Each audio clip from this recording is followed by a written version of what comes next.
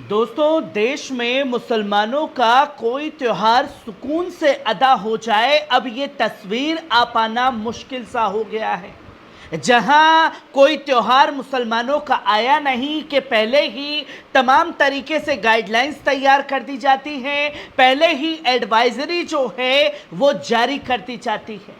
जहां यह बताया जाता है कि साहब देखिए कि हमने मुसलमानों के पेच जो हैं वो टाइट करके रखे हुए हैं और मुसलमानों के जब भी 30 त्योहार आएंगे तो हम इसी तरीके से अपनी एडवाइजरी और गाइडलाइंस जारी कर देंगे।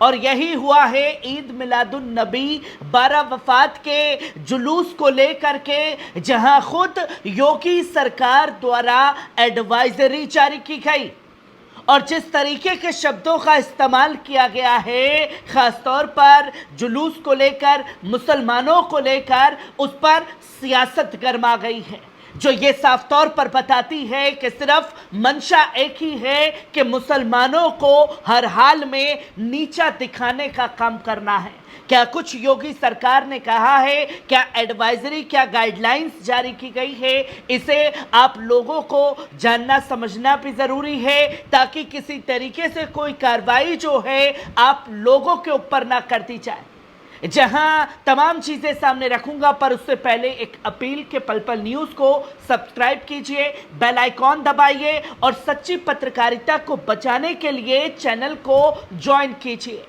वीडियो को ज़्यादा से ज़्यादा शेयर कीजिए, लाइक कीजिए और कमेंट कीजिए। जहां साफ तौर पर आप देख सकते हैं कि ईद मिलादुन नबी के मौके पर यह एडवाइजरी जो है योगी सरकार द्वारा जारी की गई, जहां 12 वफात ईद मिलादुन नबी का त्यौहार 16 सितंबर को पूरे देश में मनाया जाएगा। इसको लेकर तैयारियां जोरों पर हैं, बाजार की रौनकें बढ़ गई हैं। मुस्लिम समुदाय के लोग जुलूस में उठाए जाने वाले झंडे, बैनर खरीद रहे हैं। राजधानी लखनऊ में भी इसकी तैयारी शुरू कर दी गई है। लखनऊ के चौक इलाके में 12 वफात को लेकर जुलूस में इस्तेमाल किए जाने वाले झंडे और बैनर खरीदने के लिए लोगों की काफ़ी भीड़ दिख रही है। इस बीच उत्तर प्रदेश की योगी सरकार ने एक गाइडलाइन जो है वो जारी कर दी, जहां जानकारी के मुताबिक ये बताया गया कि 12 वफात को लेकर सीएम योगी ने अपने गाइडलाइंस में जुलूस में गैर पारंपरिक आयोजन ना करने के निर्देश जारी किए हैं। इसके अलावा जुलूस में हथियारों के प्रदर्शन, हुड़दंग पर भी रोक लगाई गई है। वही सुरक्षा के पुख्ता इंतजाम किए गए हैं। जुलूस के दौरान सीसीटीवी कैमरे और ड्रोन से निगरानी की जाएगी। इतना ही नहीं, योगी सरकार ने यह भी साफ कर दिया कि 12 वफात पर अगर किसी तरह का भी हंगामा हुआ तो खैर नहीं होगी। जुलूस के दौरान बवाल करने वालों के खिलाफ कड़ी कार्रवाई की जाएगी। साथ ही किसी नई परंपरा का आगाज नहीं करने का आदेश दिया गया है। ये खुद सूबे के मुख्यमंत्री 12 वफात के जुलूस को लेकर के कह रहे हैं कि किसी तरीके का कोई हथियार लेकर के नहीं चला जाएगा। और ये बताएं कि 12 वफात के जुलूस में कब कौन खतरनाक हथियार लेकर के चलता है, और लिमिट कर दी गई है कि इतने लोग ही एक समय पर इकट्ठा होकर के जा सकते हैं। और सीएम योगी आदित्यनाथ की गाइडलाइंस तब जारी क्यों नहीं होती जब कांवड़ यात्राएं निकाली जाती हैं और तमाम धार्मिक जुलूस निकाले जाते हैं, उसमें खतरनाक हथियार लहराए जाते हैं, तब जाकर के कोई गाइडलाइंस नहीं आती। और 12 वफात के मौके पर देश में कौन से हिस्से से आपने हुड़दंग की तस्वीरें देख ली?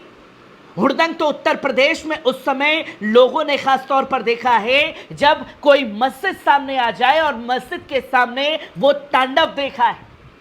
मस्जिद की दीवारों पर चढ़ करके भगवा झंडे लहराते हुए देखा है।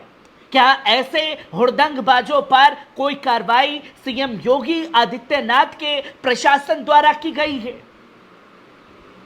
और जब मुस्लिम 30 त्योहार आते हैं तब ये गाइडलाइंस क्यों शुरू कर दी जाती है, क्यों लिमिट कर दी जाती है?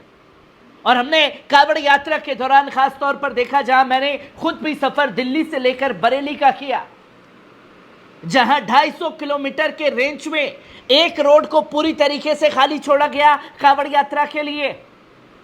और एक ही रोड का इस्तेमाल किया गया दोनों तरफ से आने वाले ट्रैफिक के लिए। उस बीच कोई बड़ा हादसा हो तो जिम्मेदार कौन हो? क्या इन चीजों के ऊपर कभी गौर करने की कोशिश की? 12 वफात ईद मिलादुन नबी के जुलूस को लेकर के गाइडलाइंस जारी कर दी गई, जहां कई तरह के सवाल जो हैं तमाम लोगों ने खड़े किए और मुस्लिम धर्मगुरु भी सामने आकर के योगी सरकार की गाइडलाइंस के बारे में बोलते हुए दिखाई दिए। जहां यूपी सरकार की नई गाइडलाइंस के संबंध में बात करते हुए मुस्लिम धर्मगुरु मौलाना सैयद मोहम्मद आसिफ ने कहा कि ये भारत में ही नहीं पूरे विश्व में मनाया जाता है। ईद मिलादुन नबी के मौके पर निकाले जाने वाले जुलूस में किसी तरह का हुड़दंग नहीं होता और ना ही हथियारों का प्रदर्शन होता है। ये आपसी भाईचारे का प्यार और मोहब्बत का त्योहार है। ये हजरत मोहम्मद सल्लल्लाहु अलैहि वसल्लम साहब की पैदाइश का दिन है। इस खास मौके पर हम अमन और शांति लिए दुआ करते हैं। जहां तक हथियारों के प्रदर्शन की बात है, जुलूस में इस तरह का कोई प्रदर्शन देश में कहीं भी देखने को नहीं मिला। उत्तर प्रदेश की बात छोड़ दीजिए, जहां उन्होंने यह भी कहा कि सरकार ने जो भी गाइडलाइंस जारी की है हम उसका सम्मान करते हैं, कोशिश करेंगे इस गाइडलाइंस के तहत हम अपने त्योहारों को मनाएं। वहीं उन्होंने नई परंपरा के सवाल का जवाब देते हुए कहा, यह जुलूस हमारा मुद्दत से चला आ रहा है, बरसों से हो रहा है, ये कोई नई परंपरा नहीं है। अगर कोई नई परंपरा शुरू की जाती है तो उसे हम खुद आगे बढ़कर रोकने का काम करेंगे। वहीं इस त्योहार को लेकर सहारनपुर के एसपी सिटी अभिमन्यु ने कहा कि सरकार की जो गाइडलाइंस आई है उसी के मुताबिक पालन कराया जाएगा।